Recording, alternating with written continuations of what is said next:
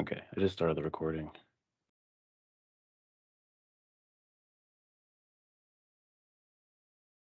Can everybody see my PowerPoint? Yes. Okay. All right. Yeah, you're good. I'm gonna start now. If that's okay. I'm just gonna try to go right through it. Okay. Welcome to my roundtable discussion. I am Dany Tertios, and my email is on the screen for contact purposes. I invited two of my classmates to help or to partake, and they have both consented to the recording of this meeting. So my discussion will make a focus on project management skills and responsibilities, communication management, and then we'll go over some of the project closure steps. So first, project management skills and responsibilities. There are many skills that a project manager should have. I think some of the top two would be leadership and communication. Leadership is a big thing to have, as like most projects need someone to guide them through it and have many decisions be made on the spot. Communication is important as well, so that they can communicate well and clearly how these decisions are being made and when to go through with them. And while every skill is not needed, it is nice to have a good balance of each skill. That way you can enhance your project management. For instance, organization is good. That way everybody knows where information is headed. You organize with tasks, and then you know where everything is. So that way nothing is like left up to interpretation or lost. Budgeting is also important for project purposes. You don't want to go too high on your budget and then end up losing money. Same thing with problem solving. It has a lot to do with conflict resolution, which also ties into communication, and then we'll go more into that later on. Some of the responsibilities tie in very well with the skills. For instance, directing instructions has to deal with leadership and communication. Something like delegating tasks is the same as well. Teaching others by example has to deal with leadership. Supporting and aiding whenever needed, that is also another aspect, but you also need to be able to communicate well. A lot of these responsibilities go hand in hand with every project manager, and it's important for them to know how to like handle their job well. Now, conflict resolution is a major job for a project manager. Conflict can't be avoided, but it could be deterred. To combat it, you can leave little room for interpretation and make sure every time you communicate, you're clear and concise with what you want. Make sure there's clear project goals, kind of like a on the project schedule where there's milestones and stuff. You want everybody to understand where and when they're expected, and you want to leave everything up to imagination. To handle some of the techniques that come or handle some of the conflicts that come up, there are a couple techniques to use. Some of these are avoidance, which is similar to avoiding the situation. You kind of just want to let the two parties dispute themselves and let it handle out. This is kind of something similar to when I was a kid. My mom kind of let my brothers and I kind of have our disputes and then let us figure it out ourselves. And then it'll kind of resolve itself. And as time went on, we learned how to resolve our own conflicts. Smoothing is another one. It kind of is meant to smooth the situation and push it for like a little farther down. It's more of a delay and not meant to solve the issue. Compromise is a form of technique where both parties uh, seek a middle ground and they both kind of go for less what they were expecting. And then there's also force, where you force dispute to be resolved in your terms and you make them both parties agree with what you want. Collaboration is when both parties work together for mutual benefit. This is another reason why communication is an important skill. To be able to mediate a conflict is an extremely difficult and stressful thing to do. The project manager must be able to be prepared to handle these.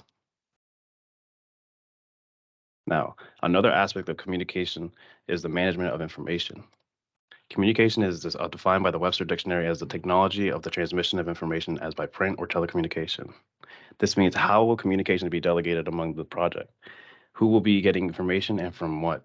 Or I'm sorry, what information will be given and then to who?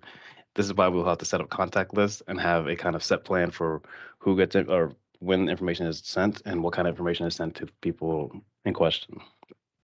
So there are a couple of methods to communicate. The typical communication model consists of a person sending information that is encoded to another person. Then the receiving messenger, the person receiving the message will then decode the message and have their information that they had from the sender. There are different methods to communicate that can be summed up as either formal or informal and written or verbal. An example of a formal written could be like a contract or an email sent out from the higher up. And then as an informal, it could just be like a sticky note or something handwritten really quick and sent to you, given to you. For verbal, a formal verbal could take place during a scheduled meeting, and an informal verbal could be during a lunch break or after work hours. Something like just casually talking or over a cup of coffee or something. Now, project closure. There's three main steps to project closure. The first step would be stakeholder acceptance. The next step would be final reports and presentations. And after that, the administrative closedown. The first phase, stakeholder acceptance, begins by reviewing the deliverables with the sponsor to make sure it meet the requirements. Anything that is not to their satisfaction will be brought up and planned for the future. The end of the meeting should inform stakeholders and the team how to move forward with the project and how to communicate with support for the project. At this meeting, we want to determine that everything was done correctly and then there's nothing else needed. The next phase is the final reports and presentation. Once they've accepted the deliverables to be in a good state, we'll conduct reviews. The best reviews always come from end users, so questionnaires and interviews will be sent out and can be conducted to get a good idea of how the project is doing or how the project did. Then we will compare our estimations for cost, time, and outcomes to what really happened and determine if the project was an overall success. The final reports will be generated from this. We will include the lessons learned to help them for future projects. If needed, a final presentation can be created for the sponsors to sum up what we learned and all the estimations we made for the project. Now, finally, the closeout for the project. Files and reports will be submitted to archives. Everything we learned about it will be recorded and jotted down and sent to another archive. All this data will be used to assist us for future projects and make estimations easier to guess and make our next project successful.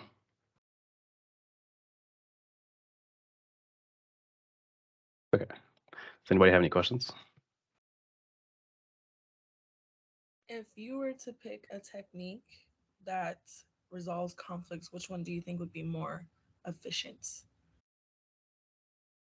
I think my favorite one was the compromise, because that way you have both people kind of sit down together, and even though they have to settle for a little less than what they had, both have to do that. So it's kind of 50-50 in the same situation. Collaboration can be a little harder. It's kind of the same idea. It's a little harder to do though, because both of them want to win. So you got to find out how to get like a win-win situation. So I think compromise might be my favorite. Okay. Did either of you have a favorite technique? Oh, sorry. I agree with your stance on compromise being one of the better techniques for that. I was wondering if you had any suggestions on what to do when trying to come to a compromise when dealing with a conflict.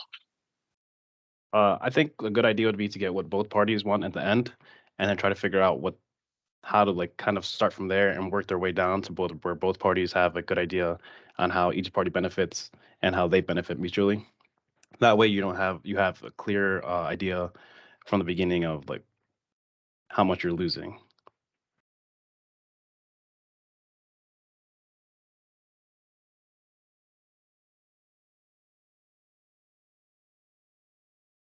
Okay. Well, thank you guys for coming to my discussion. Hope you guys all have a great day. Thank you. You too.